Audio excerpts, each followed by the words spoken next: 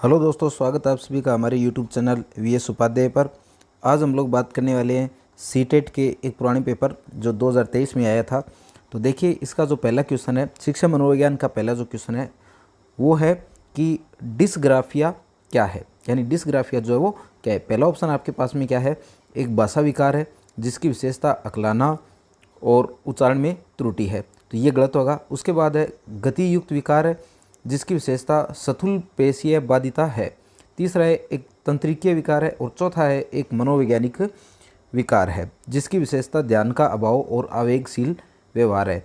यानी आपके लिए जो क्वेश्चन दे रखा है उसमें इसने दे रखा है कि डिस्ग्राफिया क्या है, तो ये एक भाषा संबंधी विकार जो वो नहीं है, एक गति युक्त विकार जो है ये भी नहीं है, और जो एक मनोवैज्ञानिक विकार है ये भी नहीं है। इसमें एक ऑप्शन और दे रखा है कि ये तंत्रिकीय विकार है जिसकी विशेषता अक्षरों और आकारों को बनाने में कठिनाई आती है। तो ये जो ऑप्शन है इसका सही आंसर होगा। आप लोग इसे ऐसे भी याद रख सकते हो, यहाँ पर क्या वर्ड लिखा हुआ है, यहाँ पर वर्ड लिखा हुआ है ग्राफ, यहाँ पर वर्ड क्या है, ग्राफ है। ग्राफ के अंदर अपने क्या क्या लिखते हैं, ग्राफ के अंदर अक्षर और अक्षरों के आकार जो है वो शामिल होते हैं। तो इसका जो आंसर होगा वो क्या हो जाएगा, इसका आंसर हो जाएगा 3 नंबर, तंत्रिका संबंधी विकार है जिसकी विशेषता अक्षरों और आकारों को बनाने में कठिनाई है। अगला क्वेश्चन देखिए, प्रतिभावान बच्चों को शिक्षित करने का उपागम जो उन्हें असामान्य रूप से तीव्र गति से पाठ्यचर्या के माध्यम से आगे बढ़ाता है क्या कहलाता है।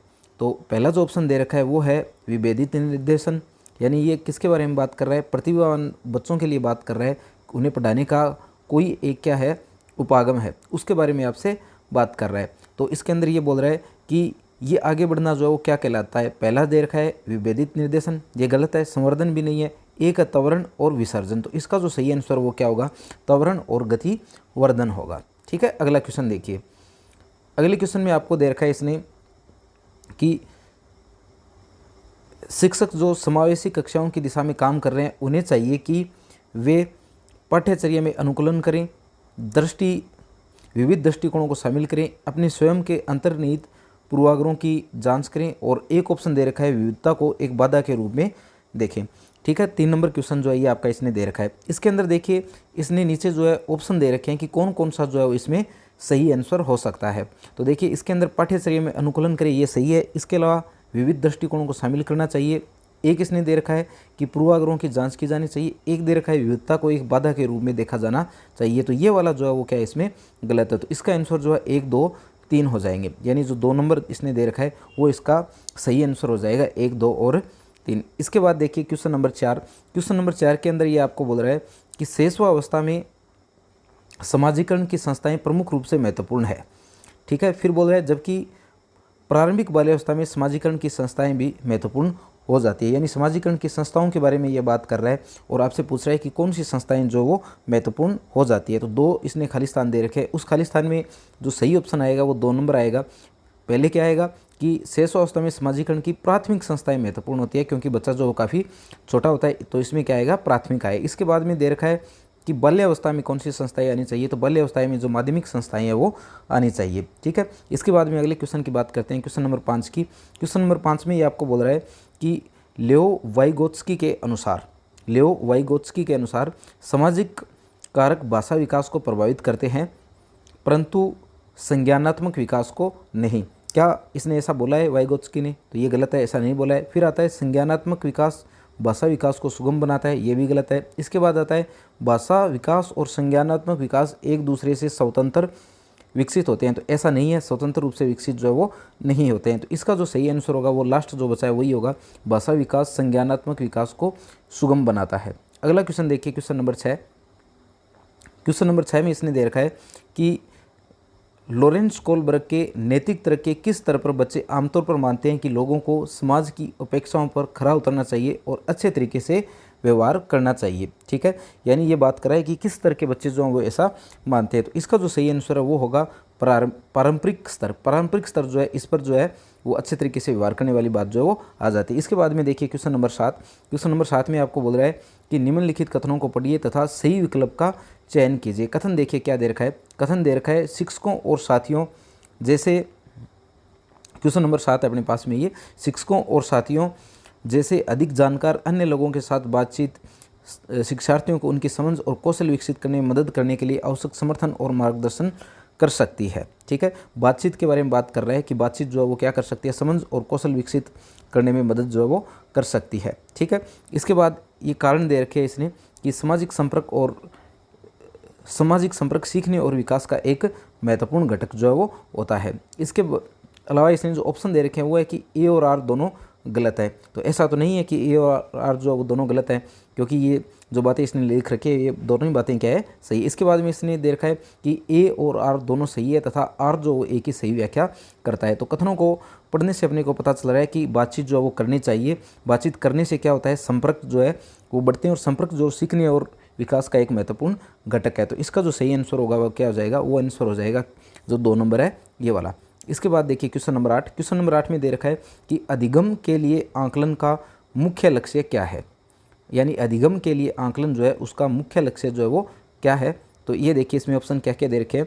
अधिगम के लिए आकलन का मुख्य लक्ष्य है उन विद्यार्थियों की पहचान करना जिन्हें धीमी सीखने वालों के रूप में वर्गीकृत किया जा सके। तो ऐसा जो है वो नहीं है। ठीक है, अधिगम के लिए आकलन की बात कर रहा है ये, तो विद्यार्थियों के प्रदर्शन का मूल्यांकन करना और उन्हें ग्रेड देना, ऐसा भी अधिगम के लिए आकलन का कार्य नहीं है। फिर शिक्षार्थियों को प्रतिपुष्टि प्रदान करना जिसका उपयोग उनके अधिगम में सुधार के लिए किया जा सकता है। और लास्ट दे रखा है प्रदर्शन की तुलना और पैमाने तय करना है। तो ऐसा जो है वो नहीं है। इसका जो सही आंसर है वो क्या आएगा, क्वेश्चन नंबर 8 का इसका सही आंसर होगा 3 नंबर। यानी शिक्षार्थी जो है उनको क्या प्रदान की जाए, प्रतिपुष्टि प्रदान की जाए, यानी उनको फीडबैक प्रदान किया जाए जिसका उपयोग जो है वो अधिगम में सुधार के लिए किया जा सकता है। क्योंकि ये बात कर रहा है अधिगम के लिए आकलन की, यानी जो सीखने के लिए उसका आकलन किया जा रहा है, तो फीडबैक लेकर के उसका उपयोग जो सीखने में किस प्रकार से किया जाता है। इसके बाद देखिए अगला क्वेश्चन, इसमें पूछ रखा है कि किस आयु वर्ग में बच्चे शब्दों के खेल में शामिल हो जाते हैं और ऐसे चुटकुलों और पहेलियों को पसंद कर सकते हैं जिनमें शब्दों का खेल शामिल हो। इसका तो सीधा सीधा आंसर जो है वो क्या आ जाएगा, 7 वर्ष आ जाएगा कि 7 वर्ष के बच्चे जो है वो पहेलियों और चुटकुलों को अपने अधिगम में जो है वो शामिल कर सकते हैं। ठीक है, इसके बाद देखिए क्वेश्चन नंबर 10। क्वेश्चन नंबर 10 में दे रखा है कि केरल गिलिगन ने कोलबर्ग के नैतिक विकास के सिद्धांत की आलोचना की है। ठीक है, और आपको ऑप्शन दे रखे हैं सामाजिक संज्ञानात्मक दृष्टिकोण से, उसके अलावा नारीवाद दृष्टिकोण से, अनुवांशिक कारकों को पर्याप्त महत्व न देने पर, केस अध्ययन को अनुसंधान पद्धति के रूप में उपयोग करने के लिए। तो इसका जो सही आंसर है वो आ जाएगा 2 नंबर, नारीवादी दृष्टिकोण से। ठीक है, ये तो सीधा सीधा फैक्ट का क्वेश्चन है। इसके बाद देखिए क्वेश्चन नंबर 11 आ जाता है। क्वेश्चन नंबर 11 में देखिए, क्वेश्चन नंबर 11 के अंदर ये आपको बोल रहा है कि जीन पियाजे के अनुसार पूर्व संक्रियात्मक चिंतन की मुख्य विशेषताओं में से एक है जो किसी स्थिति के एक पहलू पर ध्यान केंद्रित करने और दूसरों की उपेक्षा करने की प्रवृत्ति को संदर्भित करती है। ठीक है, इसके अंदर आपको जो है सही ऑप्शन सेलेक्ट करना है। तो इसका जो सही आंसर होगा वो क्या होगा, केंद्रीयन होगा। यानी ये जो खाली स्थान है इसके अंदर एक विशेषता जो है वो क्या आ जाएगी, केंद्रीयन जो है वो केंद्रीकरण जो है विशेषता आ जाएगी। फिर अगला क्वेश्चन देखिए 12 नंबर क्वेश्चन, प्रारंभिक बाल्यावस्था में वृद्धि और सोच है जबकि मध्य बाल्यावस्था में वृद्धि और सोच है। तो इसका जो सही आंसर है वो देखिए क्या आएगा, ये आएगा कि बाल्यावस्था में वृद्धि स्थिर है, वृद्धि जो वो क्या होती है, स्थिर होती है, और सोच कुछ हद तक आत्म केंद्रित होती है, जबकि बाल्यावस्था में वृद्धि और सोच जो है वो क्या हो जाती है, वो हो जाती है धीमी और तार्किक। यानी बाल्यावस्था में वृद्धि धीमी हो जाती है और जो सोच है वो क्या हो जाती है, तार्किक हो जाती है। तो इसमें जो आत्म केंद्रित अवस्था है ये तो जो है वो शेषो अवस्था की विशेषता है। तो ये तो दोनों ऑप्शन यहाँ से सीधे सीधे ही गलत हो जाते हैं। और इसके अलावा देखिए ऊपर वाला जो है इसमें ये शुरुआत में बोल रहा है कि बाल्यावस्था में वृद्धि जो है वो धीमी होती है, ऐसा नहीं है। बाल्यावस्था में वृद्धि जो है वो एक समय के लिए क्या हो जाती है, स्थिर हो जाती है। ठीक है, उसके बाद में मध्य बाल्यावस्था में जाकर के यानी प्रारंभिक बाल्यावस्था में धीमी हो जाती है और ये स्थिर हो जाती है। और जो मध्य बाल्यावस्था है इसमें आपको बोल रहा है कि वृद्धि जो है वो किस प्रकार से बढ़ती है। तो प्रारंभिक बाल्यावस्था में तो वृद्धि जो है वो क्या हो जाएगी, स्थिर हो जाएगी। इसके बाद जो मध्य बाल्यावस्था आएगी इसमें वृद्धि जो है वो क्या हो जाएगी, धीमी हो जाएगी। ठीक है, तो इसका सही आंसर है वो क्या होगा, 2 नंबर जो ऑप्शन है वो होगा। इसके बाद देखिए क्वेश्चन नंबर 13, निम्न में से कौन सा स्थूल गतिक कौशल है। तो इसके अंदर देखिए बुनाई तो इसका ऑप्शन नहीं होगा, क्योंकि बुनाई जो है वो किसके अंदर आता है, बुनाई जो है वो सूक्ष्म गतिक कौशल के अंदर शामिल होता है, न कि स्थूल गतिक कौशल के अंदर। दूसरा जो दे रखा है, दूसरा इसने दे रखा है तैरना, तो तैरना जो है वो भी इसमें शामिल नहीं होगा। तैरना जो है वो किस प्रकार का कौशल है,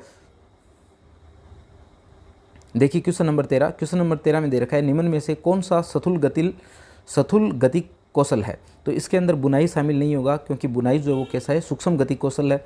तैरना इसका सही आंसर होगा, क्योंकि ये किस प्रकार का है, स्थूल गतिक कौशल है। इसके बाद देखिए कागज़ पर वृत्त को रूपरेखा के अनुसार काटना, इसमें जो है सिर्फ अपनी आगे की अंगुलियां काम में लेते हैं, ये भी किस प्रकार का है, सूक्ष्म गतिक कौशल है। एक कागज़ पर आयत की रूपरेखा के अनुसार काटना, तो ये भी किस प्रकार का कौशल है, सूक्ष्म गतिक कौशल है। इसके अंदर तैरना जो है, इसके अंदर अपने लगभग पूरी बॉडी जो है वो काम में आ जाती है, तो किस प्रकार का कौशल हो गया, ये स्थूल गतिक कौशल हो गया। इसके बाद में देखिए क्वेश्चन नंबर 14।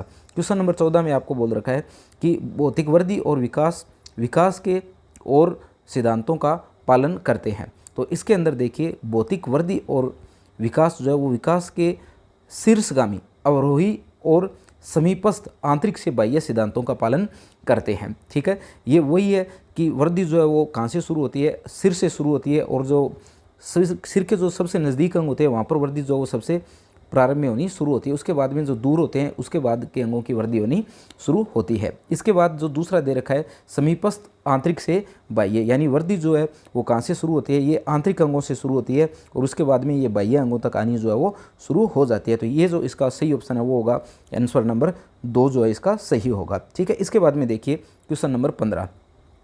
क्वेश्चन नंबर 15 में आपको दे रखा है कि हावर्ड गार्डनर के अनुसार एक शिक्षा शास्त्री के पास किस प्रकार की बुद्धि और मूर्तिकार के पास किस प्रकार की बुद्धि जो है वो होनी चाहिए। ठीक है, यानी किस किस के लिए बात कर रहा है, एक तो मूर्तिकार के लिए बात कर रहा है और एक ये बात कर रहा है दर्शन शास्त्री के पास। ठीक है, तो इनके पास जो है दर्शन शास्त्री के पास अंत्यवैयक्तिक जो है वो बुद्धि होनी चाहिए और मूर्तिकार के पास में जो है वो दिक् स्थान जो है वो बुद्धि होनी चाहिए। ठीक है, देखिए इसके अंदर कुछ से तो सीधा ही गलत हो जाता है। जैसे अपने देखें तो ये मूर्तिकार जो है इसके पास में भाषिक होने का तो कोई मतलब ही नहीं है। ठीक है, अंत्यवैयक्तिक होने का भी कोई मतलब नहीं है और अंतर्वैयक्तिक बुद्धि होने का भी कोई मतलब नहीं है। तो इसके अंदर अगर अपने सिर्फ मूर्तिकार से ही देखें तो ये दिक् स्थान वाला जो है ऑप्शन इसमें सही बैठेगा। तो दर्शन शास्त्री के पास यहाँ से क्या आ जाता है, अंतः बुद्धि जो है वो ऑप्शन आ जाता है। ठीक है, इसके बाद देखिए अपनी अगला क्वेश्चन नंबर 16। क्वेश्चन नंबर 16 में देखिए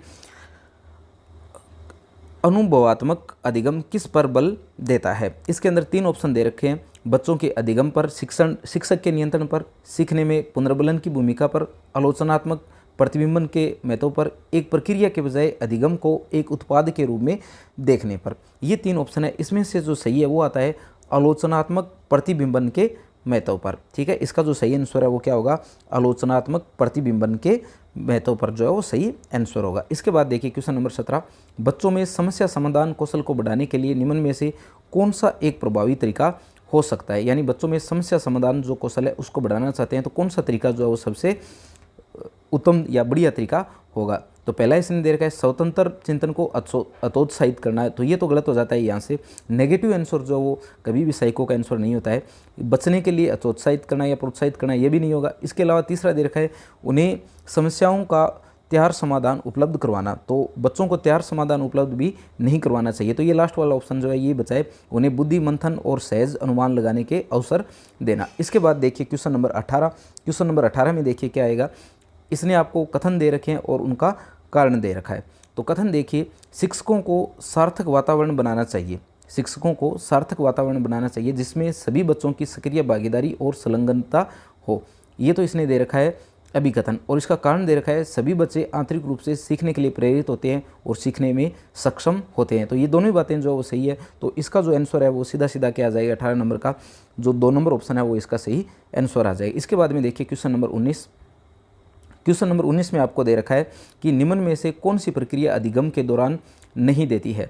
तो संगठन भी गलत होगा, वर्गीकरण भी गलत होगा, वैचारिकता भी गलत होगा। सही क्या होगा, गैर प्रासंगिकरण जो है इसका सही आंसर होगा। इसके बाद देखिए क्वेश्चन नंबर 20। क्वेश्चन नंबर 20 में इसने दे रखा है कि निम्न में से कौन सा एक प्रश्न का उदाहरण है जिसमें विद्यार्थियों को अपनी सोच पर विचार करने की आवश्यकता होती है। ठीक है, इसका कौन सा ऑप्शन जो है वो सही है। तो वाक्य संज्ञा और क्रिया के बीच क्या संबंध है, क्रिया की क्या परिभाषा है, क्रिया को वर्तमान काल में कैसे बदले, कक्षा की शुरुआत से क्रियाओं के उपयोग के बारे में आपकी समझ कैसे बदली है। ठीक है, तो ये जो 4 नंबर होगा ये क्या होगा, इसका सही आंसर होगा। इसके बाद देखिए क्वेश्चन नंबर 21।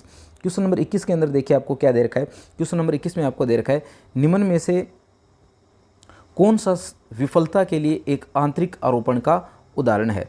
पहला है मुझे निम्न ग्रेड प्राप्त हुआ है क्योंकि शिक्षक कठोर तरीके से आंकते हैं। विफलता के लिए बात कर रहा है ये। तो आगे देखिए मैं परीक्षा में फेल हो गया क्योंकि मैंने पर्याप्त पढ़ाई जो है वो नहीं किया। आंतरिक आरोपण यानी खुद को दोष देने की बात कर रहा है। तो यहाँ पर तो ये शिक्षक को दोष दे रहा है, तो ये ऑप्शन नहीं होगा इसका। इसमें जो है ये खुद को दोष दे रहा है कि मैं फेल हो गया क्योंकि मैंने पर्याप्त पढ़ाई नहीं की है। इसके बाद में देखिए तीसरा, शिक्षक के पक्षपाती की बात करें, मतलब शिक्षक के बारे में बोल रहा है क्योंकि मेरे दोस्त मेरा ध्यान भटका रहे थे, दोस्त को दे रहा है दोस्त यहाँ पर। तो आंतरिक आरोपण की अगर बात की जाए तो आंतरिक आरोपण जो है वो ऑप्शन नंबर 2 जो है इसमें इसने दे रखा है कि मेरे फेल होने का कारण क्या है कि मैंने पर्याप्त पढ़ाई जो है वो नहीं की है। ठीक है, इसके बाद देखिए क्वेश्चन नंबर 22, निम्न कथनों को पढ़िए तथा सही विकल्प का चयन कीजिए। कथन क्या है, बहुत कम उम्र में दुनिया भर में अधिकांश संस्कृतियों में लड़कियां गुड़ियों को खिलौनों के रूप में चुनती है जबकि लड़के कारों के साथ खेलना पसंद करते हैं।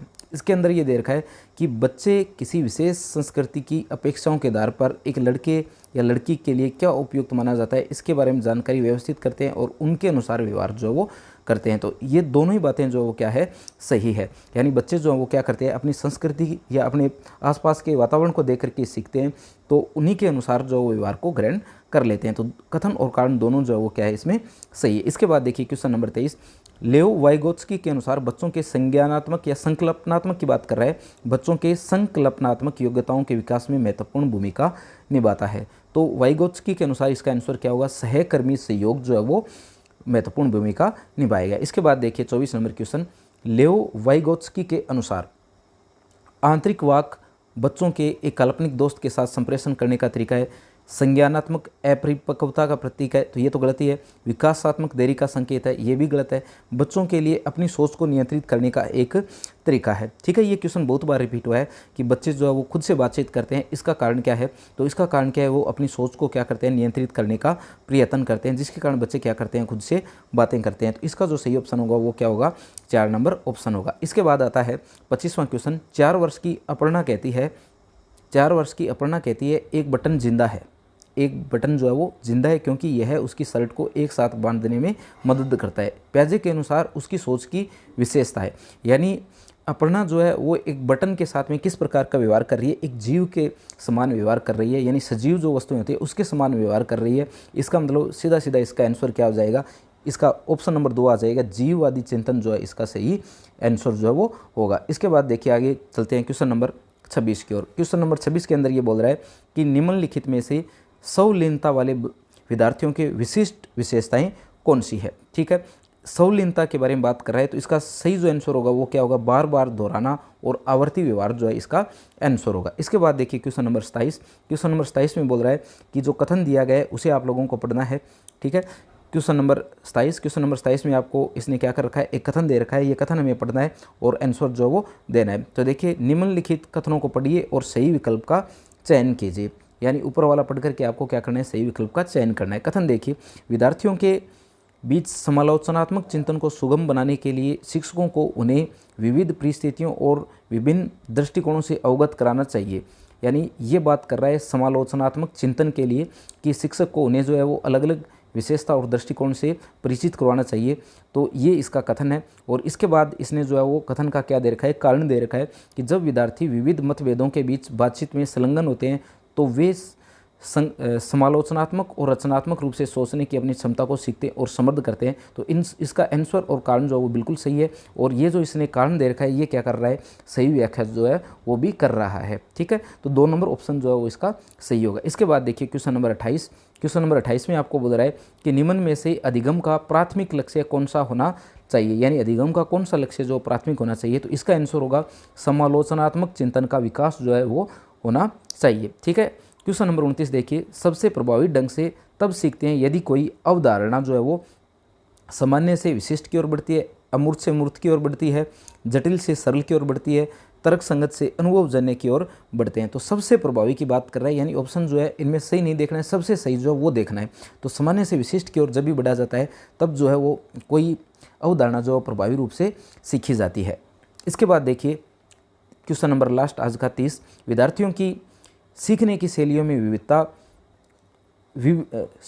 विविधता जो है उनको महत्व दिया जाना चाहिए और मानव विविधता के प्रतिबिंब के रूप में देखा जाना चाहिए, उनकी उपेक्षा की जानी चाहिए। ये तो साइकोलॉजी में कभी आंसर होगा ही नहीं कि बच्चों की उपेक्षा की जाए, उन्हें दंड दिया जाए या फिर उनको कार्य करने से रोका जाए। यानी नकारात्मक पुनर्बलन जो वो कभी भी साइकोलॉजी में अपना आंसर नहीं होता है। बहुत कम केस में ऐसा होता है कि कोई नकारात्मक बात दी गई हो वो जो आंसर हो, ज़्यादातर समय जो है वो अब 99% जो हम लोग जो है वो नकारात्मकता को हटाते हैं यहाँ से। इसके बाद बात कर रहा है कि विविधता को शिक्षण अधिगम प्रक्रिया के दौरान ध्यान में नहीं रखा जाना चाहिए, ये तो बिल्कुल ही गलत है। विविधता को ध्यान में रखा जाना चाहिए। चौथा दे रखा है कि यह जो बाधा है और अवरोध के रूप में देखना चाहिए, तो यह भी जो वो गलत है। तो इसका जो सही आंसर है वो क्या है कि विविधता को महत्व दिया जाना चाहिए और मानव विविधता के प्रतिबिंब के रूप में देखा जाना चाहिए, ये जो है इसका सही आंसर होगा। तो ये थे आज के साइकोलॉजी के 30 क्वेश्चन। इसके अलावा हम लोग आगे बात करने वाले हैं कि जो 2023 में और शिफ्टों के पेपर हुए थे, उन पेपर में कौन कौन से क्वेश्चन पूछे गए थे और उनका आंसर क्या आएगा। तो अगर आपको हमारा वीडियो पसंद आया हो तो हमारे चैनल को सब्सक्राइब ज़रूर कर दें, इस वीडियो को लाइक जो है वो ज़रूर कर दें। धन्यवाद दोस्तों।